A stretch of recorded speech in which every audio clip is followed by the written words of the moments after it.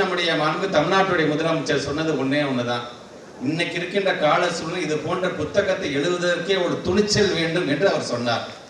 அந்த துணிச்சலை எனக்கு கொடுத்ததே என்னுடைய அரசியல் ஆசான் மாண்பு தமிழ்நாட்டுடைய முதலமைச்சர் அவர்கள் தான். அந்த துணிச்சலோடு இன்னைக்கு இந்த புத்தகம் எழுதியிருக்கிறோம். இன்னைக்கு எல்லாரும் சொன்னது மாதிரி ஏதோ ஒரு விதத்தில் ஆங்காங்கே இந்த புத்தகத்தை பற்றி பேசப்படுகிறது, இந்த புத்தகத்தில் இருக்கின்ற கருத்துக்களை பற்றி பேசப்படுகிறது. அப்ப ஒன்றியத்தில் இருக்கக்கூடியவன் கேட்பான், இன்னைக்கு இருக்கின்ற ட்ரெண்டுக்கு உங்களுடைய ட்ரெண்டுக்கு கேட்பான். என்ன கேட்பான்? என்னடா அது இப்படி ஒரு மத யானைன்னு ஒரு புத்தகத்தை எழுதியிருக்கான்டா, யாரா அந்த பையன் அப்படின்னு கேட்பான்ல. அப்ப யாரா அந்த பையன் கேட்டா ஒவ்வொருத்தரும் அன்பில் மகேஷ் பொய்யாமலியா மாறி நான் தாண்டா அந்த பையன் அப்படின்னு நீங்க சொல்லணும். இது அன்பில் மகேஷ் பொய்யாமல் எழுதிய புத்தகமாக இருந்தாலும் இது உங்களுடைய புத்தகம், உங்களுடைய கல்வி சார்ந்திருக்கின்ற புத்தகம். உங்களுடைய தம்பியும் உங்களுடைய தங்கச்சியும் படிக்கிறாங்க பார்த்தீங்கன்னா, அந்த கல்வி உரிமைகள்லாம் பறிக்கப்படுகிறது பார்த்தியா, அதுக்காக எழுதப்பட்ட புத்தகம். ஆனால் இந்த புத்தகத்தை யாரா அந்த பையன் சொன்னால் எல்லாரும் சொல்லுங்க நான் தாண்டா அந்த பையன் அப்படின்னு தைரியமாக நீங்க சொல்ல வேண்டும் என்பதற்காகத்தான் இதை நான் சொல்கின்றேன். பல நேரங்களில் இந்த மண்டபத்துக்கு பல்வேறு நிகழ்ச்சிக்கு நான் வந்திருக்கேன். ஏன் நம்முடைய மாண்புக்கு துணை முதலமைச்சர் ஒரு புத்தகத்தை வெளியிடுகின்ற ஒரு நிகழ்ச்சியை நான் வந்து ஒரு பார்வையாளர் கீழே உட்காந்து நான் பார்த்துருக்கிறேன்.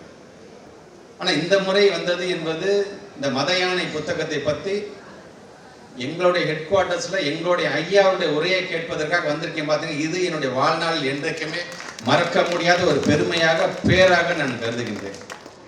ஆக அந்த விதத்தில் இன்றைக்கு வந்திருக்கின்ற இந்த நேரம் என்பது சுயமரியாதை இயக்கம் ஏறத்தாழ 100 ஆண்டை கடந்திருக்கின்ற இந்த வேளையில் இப்படிப்பட்ட புத்தகத்தை எழுதுகின்ற அளவிற்கு நமக்கு தேவை இன்னும் இருக்கிறது என்று சொன்னால், ஐயா 90 அல்லையா 100 வயசை கடந்து நீங்க இருக்கணும், நீங்க இருந்து இந்த கருத்துக்களை பரப்ப வேண்டும் ஐயா என்பதற்காகத்தான்.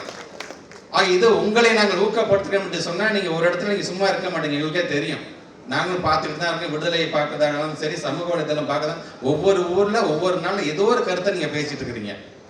இந்த எனர்ஜி உங்களுக்கு எங்கேருந்து வருது எங்களுக்கு சத்தியமா தெரியல. ஆனால் உங்களை பார்க்கும்போது எங்களை போன்ற இளைஞர்களுக்கு இன்னும் உழைக்க வேண்டும், இந்த சமுதாயத்திற்காக பாடுபட வேண்டும் என்கிற எண்ணம் எங்களுக்கு வருகிறது. ஆக அப்படி இன்றைக்கு அந்த சுயமரியாதை இயக்கம் 100 ஆண்டை கடந்த பிறகு இந்த புத்தகத்துடைய இந்த நிகழ்வு நடைபெறுகிறது என்று சொல்லும் பொழுது, குறிப்பாக இந்த சுயமரியாதை இயக்கம் நமக்கு தந்த தலைவர்கள் தான் பேரறிஞர் அண்ணாவும் முத்தமிழர் கலைஞர் அவர்களும். ஏன் இன்னும் பெருமையா சொன்ன தென்னிந்திய நல உரிமை சங்கமாக இருந்தாலும், சுயமரியாதை இயக்கமாக இருந்தாலும், நீதி கட்சியாக இருந்தாலும், திராவிடர் கழகமாக இருந்தாலும், திராவிட முன்னேற்ற கழகமாக இருந்தாலும், இதில் எல்லா இயக்கத்திலும் பணியாற்றியவர் தான் ஐயா புரவலர் அன்பில் அவர்கள். அவருடைய பேரப்பிள்ளையாக இது என்னுடைய கடமையாகத்தான் இன்றைக்கு இது போன்ற புத்தகத்தை நாங்கள் எழுதியிருக்கின்றோம். இன்றைக்கு இந்த மேடையை நாங்கள் பயன்படுத்தி கொண்டிருக்கின்றோம் என்பதை நான் தெளிவாக சொல்கிறேன்.